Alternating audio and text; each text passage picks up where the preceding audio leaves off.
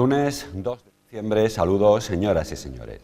Bienvenidos un día más a Revista de Prensa, el espacio que, como saben, dedicamos a comentar, a leer y comentar las portadas de los diarios que se editan en Córdoba, el diario Córdoba ABC y diario El Día. Hoy lunes, por lo tanto, temas muy dispares, aunque las fotos sí que veremos ahora alguna coincidencia. Empezamos, como es habitual, por la portada del diario Córdoba, por el decano de la prensa cordobesa, que dedica su titular de primera plana a las parcelas, en concreto a una de ellas, a la Barquera. Los parcelistas de Barquera Norte, dice, pagarán 3.100 euros de media por regularizarse. Es la primera parcelación en tener establecida la cuantía inferior al valor de una vivienda de protección oficial. La valoración de cada terreno estará en función de sus características. Según el diario Córdoba, empieza a fijarse el precio que las urbanizaciones abonarán por el 10% del suelo. Bueno, en principio, Barquera Norte saben que es una parcelación cercana a Liguerón.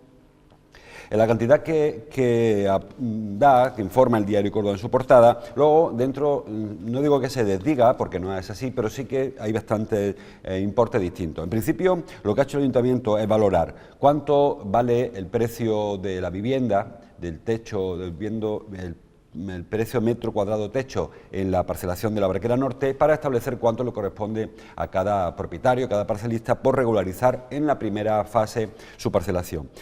Se ha establecido un importe. Se ha establecido, después de algunos cálculos, que la parcelación en conjunto cuesta 530.000 euros y como hay un número de parcelas de 169 parcelas, pues la media que hace el diario Córdoba sale a 3.000 y pico, 3.100 euros por parcelación. Esto no es lo único que habrá que pagar, luego habrá que pagar el enganche al agua, habrá que pagar el enganche a la luz, habrá que pagar algún otro trabajo de urbanización. Dice Luis Martín que en ningún caso las parcelaciones llegarán a abonar 20.000 euros, pero según qué cuentas haga, este artículo lo redacta Isabel Leña, este reportaje, y es cierto que según y dónde aporte la cantidad, pues le sale 3.100 euros en un momento, 2.000 y pico en otro, 6.000 por otro concepto. Entonces no queda todavía claro qué es lo que se podrá hacer. En principio lo que se establece, estos 3.100 euros son el importe que corresponde a la cantidad que cualquier promotor tiene que entregar en suelo al ayuntamiento. Es decir, si ustedes fueran promotores y mañana compran una parcelación, un solar me refiero, para edificar, el ayuntamiento recibe el 10% del suelo para urbanizar. En este caso, como está consolidada la urbanización, porque lleva muchísimo tiempo, en algunas de ellas muchísimos años, pues lo que se hace es que en lugar de entregar el dinero en suelo, se hace en dinero. En lugar de entregar el aporte en suelo, se hace en dinero. El problema ha sido el inicio que no se sabe cuánto valía una parcelación, una vivienda en la Barquera Norte, porque no hay mercado. Lo han ido unos técnicos ahí preguntando cuánto vale cada metro de cada metro techo y no hay mercado. Se ha establecido un dinero. Al final, hablando con personas que tienen su parcelación en venta, lo que está ocurriendo en las calles más principales de la parcelación, en las zonas más escondidas, y al final ha salido que el precio de metro es de 938 euros. Muy por debajo, por cierto, de una vivienda de protección oficial, que está en torno a 950 o incluso a 1.052 en el caso de la General. Como les digo, es un poco lío, probablemente quienes tengan parcelación lo entenderán mejor o quienes estén metidos en este debate, pero lo que sí que nos queda como último dato es que se está procediendo a la regularización de las parcelaciones y que en principio el importe del que se habla no está tan elevado como se temió en un principio, aunque repito, estos 3.100 euros de media que costará ahora regularizar la parcelación es la primera fase, es solamente para que se pueda empezar a regularizar. Ya de esta manera se acaba con el vacío legal y a partir de ahora habrá que urbanizar, que será la siguiente etapa. Repito, habrá que engancharse al servicio de agua potable, al de recogida de residuos, de aguas residuales y también electricidad, etcétera, etcétera, que es lo que encarecerá luego la legalización definitiva de las parcelaciones. Esta es solamente la fase inicial, convertir un suelo que estaba en una consideración, en una ocasión era suelo rústico, en otro era urbanizable, no programado, en otra no urbanizable, convertirlo en suelo urbano. 3.100 euros de media, dice el diario Córdoba, que va a costar en este caso concreto de la Barquera Norte. Habrá otras más caras, por ejemplo el cruce creo que será bastante más caro, y otras que estarán en ese entorno, o incluso pudiera ser que fuese más barato. El diario El Día, su portada, a 5 columnas, trae el tema de la justicia. Dice este periódico que la crisis descubre las carencias y atrasos de la justicia cordobesa. Asegura que la dispersión, el mal estado del Palacio de Justicia, lógicamente, y los colapsos son los problemas más graves. También dice que las esperanzas de mejora decaen tras la nueva demora de la ciudad de la justicia. Dice el diario El Día que sindicatos y jueces trabajan a diario en un entorno que se ha quedado antiguo. El diario El Día, en un informe que elabora Gemma Jiménez, habla de la dispersión de órganos. Saben que hay muchísimos juzgados ahora mismo en Córdoba, para nada están todos concentrados, como ocurrirá el día que se ponga en marcha la ciudad de la justicia. Hablan de que hay sedes en alquiler, lo que encarece bastante el servicio, encarece el funcionamiento de la consejería. Habla de que habrá sobrecarga de trabajo porque quizá haya poco personal. Sistema de calefacción que no funciona, solamente funciona de 7 de la mañana a 12 y media, a partir de esa hora ya empiezan los funcionarios, los jueces, a ponerse la chaqueta o el abrigo porque hace frío, de que no están totalmente adaptados a nuevas tecnologías, de que no hay plan de evacuación, de que hay hacinamiento en algunos juzgados, de que hay problemas con archivos, de que no hay sala para testigos o de que la que hay no es la correcta y de que en definitiva hay un proyecto fracasado como es el del Palacio de la Ciudad de la Justicia, porque el Palacio de Justicia actual no sirve para la carga de trabajo que los jueces, los magistrados, los funcionarios tienen que asumir. En definitiva, se ha juntado en este caso el hambre y la gana de comer, como suele decirse, porque las carencias ya existían antes, los atrasos existían, pero estaba siempre el horizonte de la construcción de la Ciudad de la Justicia, que como recuerdan, tiene 3 años de plazo de ejecución, claro, desde que se coloque la primera piedra, que aún no se ha puesto, y eso hacía albergar esperanza a los trabajadores de la justicia de que pronto se solucionarían en parte, si no todos, sus problemas. Como les digo, una nueva demora, creo que el día 26 concluyó el plazo que ha dado la Junta para poner en marcha el proyecto, no se ha hecho, con lo cual hay una nueva demora y habrá que ver cuándo se coloca por fin, cuándo consiguen financiación las empresas que van a construir la Ciudad de la Justicia y cuándo se podrá colocar la primera piedra que dará pie a ver la luz al final de este túnel largo que está atravesando la justicia en Córdoba, no solamente en Córdoba, pero la que nos preocupa es Córdoba, principalmente, y es Córdoba la que se denuncia en el diario El Día. Y terminamos el primer repaso a las portadas con el diario ABC, que se marcha del ámbito local hasta el ámbito nacional. Dice que la UGT estatal se embolsó 600.000 euros de los falsos seres andaluces. Y la foto es una imagen de la sede de UGT en Madrid, donde tiene también su domicilio social una empresa investigada por falsificar facturas. Una empresa que es porque saben que la UGT no puede hacer frente a alguna serie de trabajos porque no lo permite sus estatutos, y hay una empresa que se llama Temiki, Sociedad Anónima, que es una empresa que tiene un único propietario, un único socio, que es la Federación Estatal de Trabajadores de las Industrias Químicas y Energéticas, y esta empresa, Temiki, sí que puede gestionar, sí que puede colaborar o gestionar ERES. En este caso, dice el diario ABC que Temiki gestionó un ERE, una empresa, por ahí leí antes el nombre, que Uniter creo que es, bueno, trabajó con Uniter, que es una aseguradora, y para una empresa de la faja pirítica de Huelva. Bueno, pues en esta gestión, la empresa Temiki consiguió cobrar 600.000 euros de comisión, que en principio no es ilegal, es decir, no es ilegal que una empresa gestione las ayudas a consecuencia de expediente de regulación de empleo.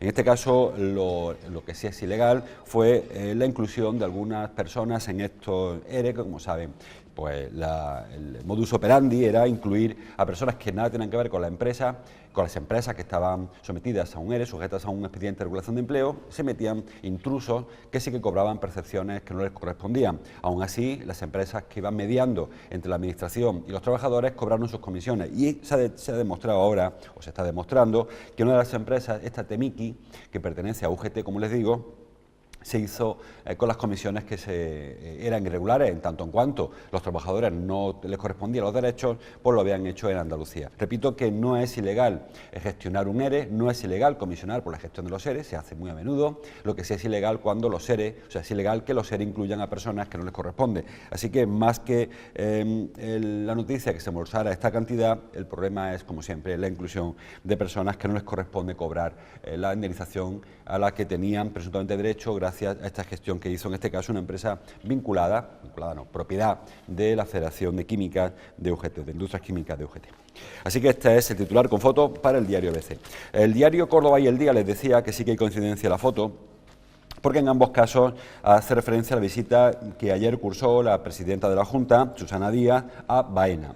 La foto del diario Córdoba que firma Mariluz Ariza, pues se ve a Núñez de Prado, a la consejera Elena Víboras, a Paco Casero, a Susana Díaz, a la consejera María Jesús Serrano y al alcalde de Baena, Jesús Rojano. La foto la misma, muy parecida que la que publica el diario El Día. Firma Sara Núñez en este caso y son los mismos protagonistas, como les digo, Núñez de Prado, Víboras, Casero, Susana Díaz, Serrano, María Jesús Serrano y Jesús Rojano. Bueno, ¿qué hacía ayer la consejera en Baena? Bueno, porque ayer la empresa Núñez de Prado entregó unos premios que uno de ellos le correspondió a Paco Casero, a Francisco Casero, por su trabajo en pro de la producción ecológica. En ese entorno, el entorno de los premios de Núñez de Prado, pues la consejera hizo unas declaraciones que son titulares para 2 periódicos. Dice el diario Córdoba, Susana Díaz propone aligerar la burocracia. Dice el diario El Día, Susana Díaz asume que la burocracia frena el crecimiento. Titulares muy similares, como ven. La presidenta afirma que es urgente que el crédito fluya. Y en el diario Córdoba aclara algo más. La presidenta de la Junta apostó ayer en Baena por adecuar la burocracia a la realidad del mercado y se comprometió a poner a disposición de las empresas incentivos para su financiación.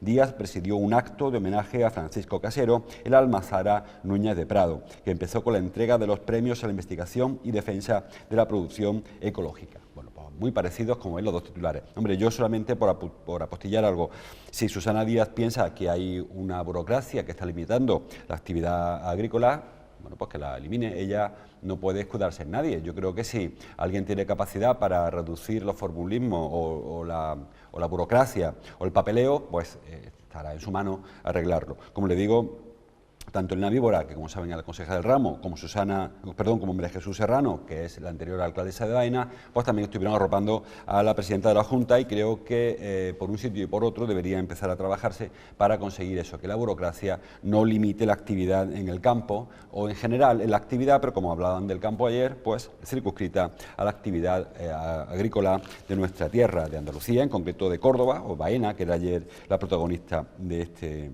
esta visita. Seguimos el diario Córdoba con el sumario.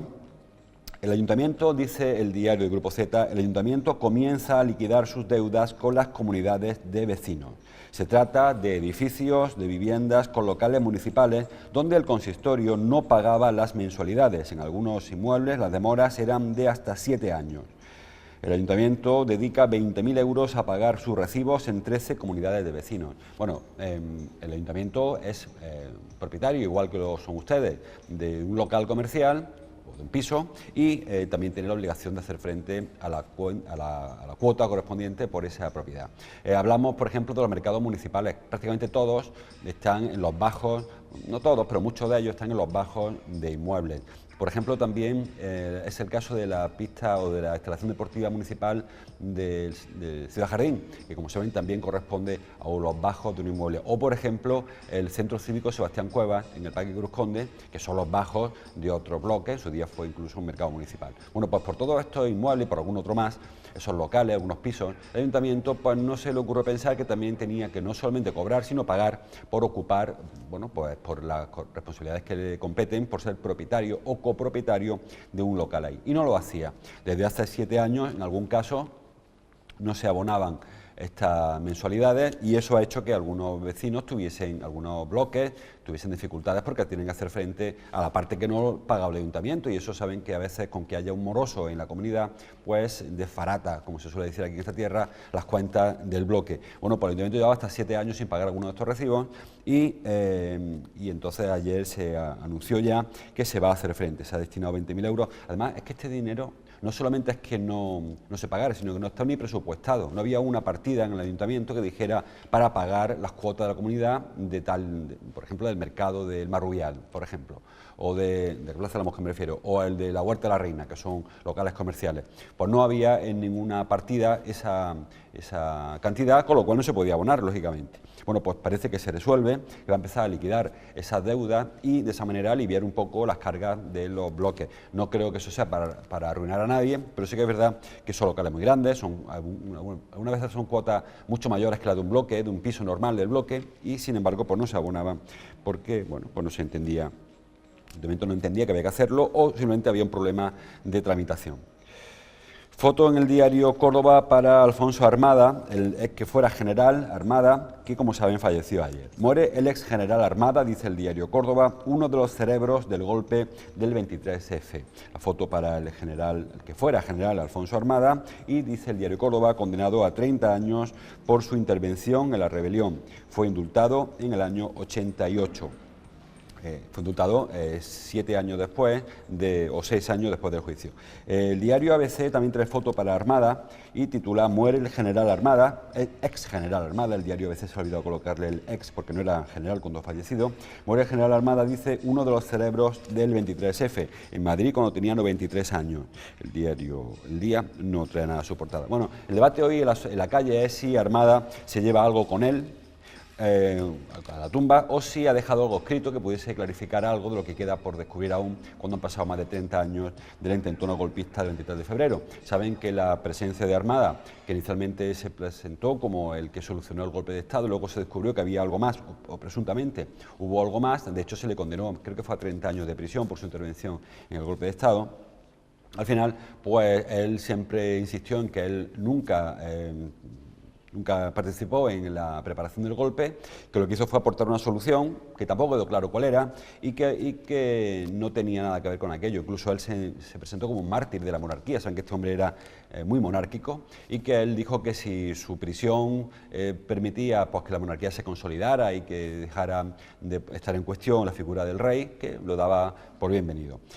Falleció, estaba indultado, como el diario Córdoba dice, desde el año 88, le indultó el gobierno de Felipe González, aunque tenía, como les contaba antes, 30 años de prisión, de condena. Cumplió, creo que no llegó a 6 o 7. Luego estuvo un periodo en la vigilancia y luego al final quedó en libertad, cuestión de edad, creo que fue el motivo del indulto. Repito, hoy la cuestión en la calle es si se lleva algún secreto a la tumba o si, aún más, se ha dejado algo escrito a la familia o a alguien en el que explique cuál fue su participación. Recuerden que siempre se ha hablado de que él era el elefante blanco, aquel al que hizo referencia Tejero cuando intentó una golpista, cuando él dijo que iba a llegar a un alto cargo militar, o se habló de Milán del Bosch, se habló de Alfonso Armada, que son las dos figuras militares que parece que estuvieron detrás del golpe, aunque él, cuando llegó al Congreso de los Diputados aquella noche, del 23 de febrero, según dice él, lo que intentó fue rendir a Tejero y conseguir que se recuperara la normalidad democrática. No quedó muy claro, de hecho, como les digo, fue condenado. Ahora está por ver, que no creo que ocurra, creo que en este caso está casi todo publicado ya, el 23 de febrero, pero hay alguna esperanza de que algo se publique y se quede claro quién fue el que tramó el golpe, quién lo planeó, cuál era el objetivo de los golpistas, porque nada de aquello quedó muy claro. De hecho, saben que, bueno, creo que también algunos ya han ido falleciendo, algunos de los protagonistas, pero todavía hay quien sospecha que hubo mucho más de lo que se contó, la presencia de civiles, que no queda claro, incluso la participación que pudiera haber de otras instituciones del Estado, se habló incluso de la Casa Real, en fin, todo ese tema no ha quedado muy claro, y parece que la muerte de Armada, si no deja nada por escrito, pues lo que va a hacer es echar más tierra todavía a la resolución, que hay que volver a resolver de este asunto 31 años, 32 años, eso fue el año 81, pues 32 años después. Termina el diario Córdoba el sumario hablando de Ucrania, porque titula "La revuelta europeísta incendia Ucrania". Creo que haber leído por ahí algo, no, países anteriores. Bueno, ¿a qué se refiere? Como saben, en Ucrania es un país de la antigua Unión Soviética y hay dos posibilidades: acercarse a la antigua Unión Soviética o acercarse a Rusia, en este caso, o acercarse a Bruselas. El gobierno actual ucraniano prefiere acercarse a Rusia, porque creo yo, no sé si con razón o sin razón, entiende que la economía ucraniana hoy en día, si se acercara a Bruselas, le obligaría a aplicar una serie de medidas, de ajustes, de recortes, porque está viéndole las barbas a los vecinos de los países más pobres de la Unión Europea, entre los que estamos nosotros, por ejemplo, y Portugal y Grecia. Piensa el presidente ucraniano que una inclusión, una incorporación a la Unión Europea le dificultaría muchísimo su estabilidad económica. Se llama Yanukovych, el actual presidente de Ucrania. Mientras que él piensa eso, los opositores de aquella señora que fue su presidenta, que está en la cárcel, Timoshenko, creo que se llama, Yulia Timoshenko, pues entienden que no, que la salida más próspera para Ucrania es unirse a la Unión Europea y asumir por los ajustes que sean necesarios. Bueno, pues hasta ahí son dos opiniones que conviven en Ucrania Ucrania. El problema es cuando ayer se radicalizó todo y 500.000 de personas acudieron a la plaza más importante de Kiev para reclamar al gobierno que deje de acercarse a Rusia y mire hacia Bruselas. Bueno, así ocurrió y estuvo a punto de ir a mayores porque llegó a pensarse que había que declarar estado de excepción, que había que sacar tanque a la calle, en fin, un lío muy gordo que afortunadamente parece que se tranquilizó, aunque las aguas no están totalmente tranquilas en esta antigua República Soviética de Ucrania, que no tiene claro si quiere mirar para acá o quiere mirar para allá, si hacia Oriente o hacia Occidente. Bueno, lo resuelvan ellos, que son evidentemente soberanos para ello. Y termina el diario Córdoba, ahora sí, hablando de deporte, con dos apuntes, el local y el nacional. En el local, con foto, el Lucena se lleva el primer derbi con el Córdoba B. 0-1 venció el Lucena en el campo del Córdoba, no en Córdoba, sabe que juega en el Carpio, pero bueno, era como local el Córdoba. El Córdoba B sigue siendo último, bueno, era penúltimo porque la semana pasada consiguió ganarle al Écija y eso le permitió mandar al Écija a la última posición, pero esta vez el Écija sí que ha ganado su partido, lo ha ganado, creo que fue al sanluqueño, que lo haber visto por ahí, y eso hace que el Córdoba Córdoba B en este caso, vuelva a ocupar la última posición de la tabla, bastante descolgado, creo que el Córdoba B no tiene buena pinta, su paso por la segunda división B.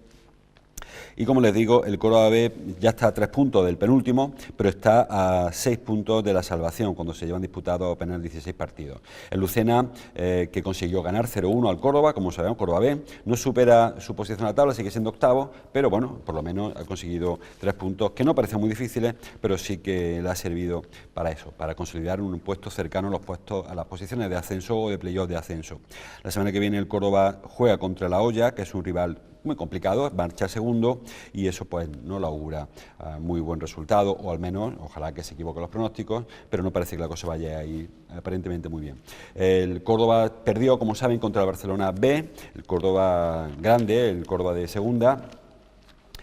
También complica un poco al Córdoba, que pierde alguna posición, se coloca noveno con 23 puntos, se empieza a alejar de los puestos altos, aunque todavía está solo a 2 puntos de los puestos que dan opción al disputar el playoff, pero es cierto que perdió algunas de las posibilidades. Ahora la semana que viene va a disputar su partido a Zaragoza, un campo muy complicado. Zaragoza está igual que el Córdoba, de hecho está por debajo del Córdoba, está un punto por abajo, pero bueno, Zaragoza siempre es Zaragoza y eso hace, bueno, si el Córdoba no funciona muy bien fuera del Arcángel y juega en Zaragoza, no parece muy fácil, y encima el de casa va y lo pierde contra un rival que tampoco parece que sea el mejor rival, el Barcelona B es el 18º en la clasificación, pues para Pablo Villa las cosas se complican. Hay quien piensa ya que Carlos González está buscando un relevo para el entrenador del Córdoba, porque no parece que el Córdoba esté levantando cabeza y no sabe ahora si va mejor en casa, si mejor fuera. El Córdoba era el mejor equipo en casa, pero ayer también, o antes de ayer, fue el sábado, se dejó escapar los puntos contra el Barcelona B, como le digo. El otro apunte de deporte es para Primera División, porque el Barça, el grande, no el que le ganó al Córdoba, sino el otro, el Barça pierde en Bilbao 1-0, dice el diario Córdoba, el primer partido de Liga y encadena 2 derrotas consecutivas. Esta junto a la de la semana pasada en Ámsterdam, creo que fue contra el Ajax. Bueno, pues es cierto, dos derrotas consecutivas, aunque pese a ello el equipo de Barcelona sigue siendo el primero de la clasificación. Muchos pensarán que bienvenidas en estas crisis, que después de perder 2 seguidos, pues sigue siendo primero. El caso del Córdoba, que lleva un partido ganado en 6, pues le manda a la 9ª posición. Creo que las crisis son distintas, aunque evidentemente a cada cual le duele el suyo, no le duele la crisis del otro. Bueno, pues con eso terminamos. En todos los periódicos iremos viendo referencia al deporte, por ejemplo, el diario El Día. Las dos mismas referencias, Villa, con foto para Villa, en la parte superior la tienen, Villa encara su semana más difícil tras acumular 2 derrotas consecutivas. Más que 2 derrotas consecutivas, es que lleva en 6 partidos una victoria, porque son 2 derrotas consecutivas y 4 empates, con lo cual Villa tiene complicado porque tiene que hacerse fuerte en el Arcángel. Si no le sale tampoco eso, pues va a ser difícil que consiga los retos, los objetivos de este año, que si recuerdan no son otros que al menos disputar el playoff. Saben que hay una promesa además de Carlos González, el presidente del Córdoba, que en caso de que el Córdoba no disputara el playoff de ascenso, el año que viene todos los abonados tienen abono gratis. Eso complicaría muchísimo las cuentas del club, porque claro, si hoy tiene 8.000, 7.000 o 9.000 abonados el Córdoba, si el año que viene abre las puertas para 8.000 personas sin cobrarles, pues díganme ustedes cómo piensan pagar este hombre la plantilla, cómo piensa pagar lo que tenga que pagar el Córdoba. Así que el reto es prácticamente a vida o muerte. Si el club no consigue jugar el playoff, difícilmente sería viable el próximo año un equipo cuando le quita 8.000 entradas de la recaudación, que tampoco que sea excesiva, el patrocinador tiene justito y entradas habría poquitas, pues realmente sería muy complicado. Así que el Córdoba tiene que meterse todas en playoff de ascenso y hoy por hoy pues está noveno y con las perspectivas regulares. No digo que sean muy malas, pero sí regulares. Y también el diario El Día habla del Lucena, que el Lucena se lleva el derbi de Segunda B ante el filial cordobesista 0-1, hemos comentado, y eso pues hunde un poquito más al Córdoba B y mantiene al Lucena en puestos cercanos al playoff. El gol fue de Javi Gómez en el minuto 35. Le anularon otro gol a Javi Gómez, esta vez fue mejor anulado, o fue bien anulado, pero pese a esa anulación consiguió imponerse al equipo filial del Córdoba, al equipo de Córdoba B. Terminamos así con el Córdoba, pasamos al diario ABC, donde hay una información solo más y es la referente a las pensiones. Dice el diario Córdoba que el pensionista cordobés cobra un 20% menos que la media. En concreto cobra 700 y pico euros de media, una pensión de un cordobés, una cordobesa, mientras que la media nacional pues está en 100 y algo euros más, le voy a decir la cifra exacta. La pensión de Córdoba está en 717,11, 717 euros de media, mientras que en España se cobran 859 y en Andalucía se cobran 780. O sea que un cordobés cobra 63 euros menos que de media, que un ciudadano del resto de Andalucía y 140 euros de media, 142 euros de media menos que un ciudadano del Estado español. Las razones, bueno, pues hay muchísimas, aunque el diario ABC nos recuerda que la pensión ha subido 105 euros desde el año 2008, donde se cobraban pues 600 y poco euros y ahora están 700 de media siempre. Habrá muchas pensiones muy altas, mucho más altas, y pensiones que estén lamentablemente la no contributiva muy por debajo. Probablemente sea cuestión quizá esto, de que haya pensiones con menor base de cotización y eso hace que las de Córdoba sean más bajas que en otras comunidades autónomas. Terminamos con el diario El Día, un par de asuntos más. Estamos ya casi en tiempo. Dice el diario El Día que el proyecto de caminos escolares seguros arranca hoy. Esta mañana a las 9:30 se ha presentado el proyecto de caminos escolares seguros. Tendremos información en el magazine hoy o mañana de este proyecto muy interesante. Consiste en facilitar la movilidad a los pequeños, sobre todo en esta primera fase en la Tendilla Sur, en la parte sur de la Plaza de Tendilla, donde saben que se concentran bastantes centros de educación. Y lo que se va a hacer es trazar rutas por aceras anchas, vigiladas por la policía local. En concreto, en esa zona está la Milagrosa, la Inmaculada, Santa Victoria, las Esclavas y algún otro colegio más. Son hasta 7, la Milagrosa, las Esclavas, Santa Victoria, la Inmaculada y la Trinidad.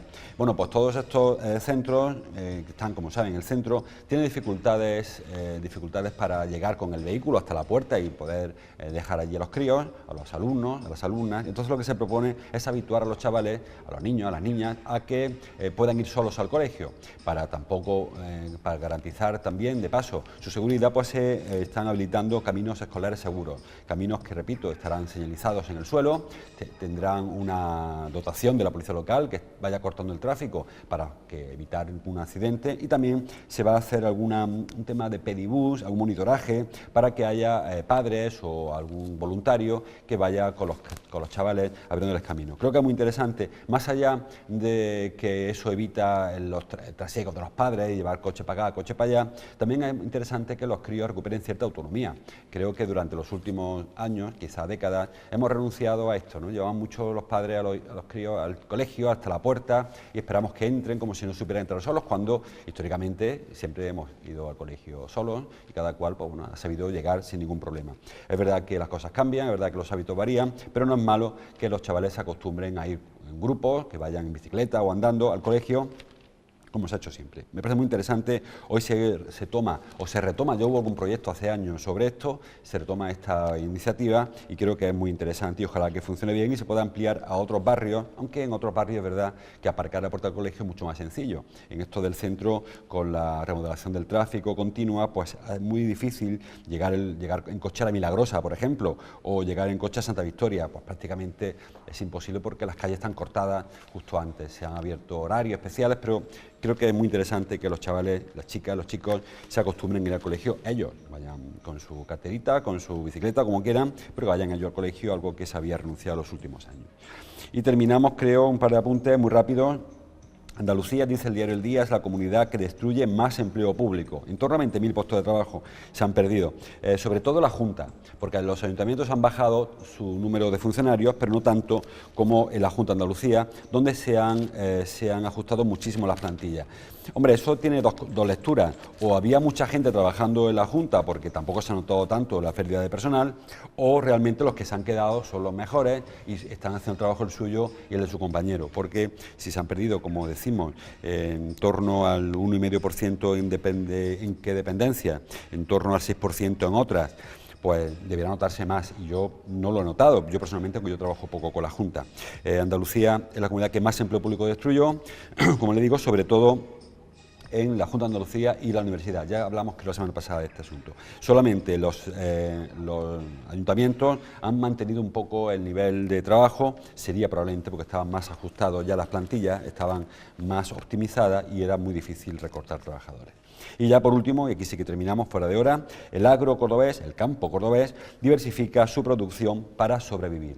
¿Qué significa esto? Pues significa que no se puede seguir viviendo del monocultivo, no se puede seguir viviendo en el campo, quiero decir, de cosechas que no siempre rentan. Durante un tiempo el campo andaluz, creo yo, era muy diverso y no había más que pasar de Córdoba a Málaga, habíamos los colores del campo, había girasol, había algodón, había cereal, había olivos. Ahora prácticamente todo el mundo se dedica a lo mismo y eso hace que la competencia sea mayor.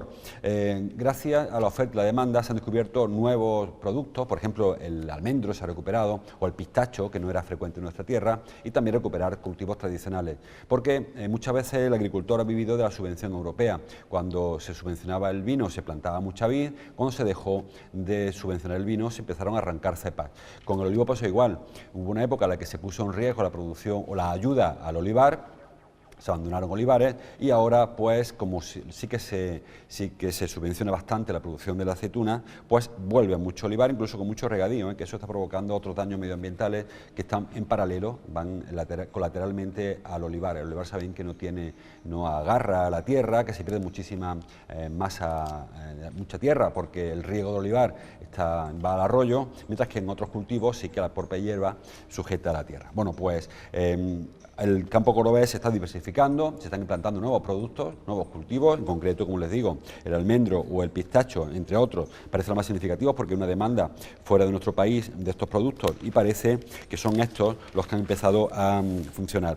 Pero yo creo que junto a los pistacheros o a los almendros, pues habrá que ir introduciendo nuevos cultivos para eso, diversificar, para recuperar no solamente el color del campo, por estética, sino también porque eso nos permitirá una autonomía a la hora de trabajar los mercados distinta a la que tenemos actualmente, que hay que traer todo de fuera. Repito que antiguamente pues había algodón, girasol y otros productos que ahora hay que exportar o traer de otras provincias porque en Andalucía, en Córdoba, desaparecieron.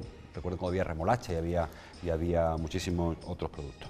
Bueno, pues lo dejamos aquí, es hora de poner punto y final a este repaso. Les dejo con la programación habitual de PTV, con el magazine, con Ángela Jiménez, y les recuerdo que mañana, que será martes 3 de diciembre, volveremos a esta cita para seguir leyendo junto a la prensa de Córdoba. Hasta entonces, como siempre, gracias por su atención.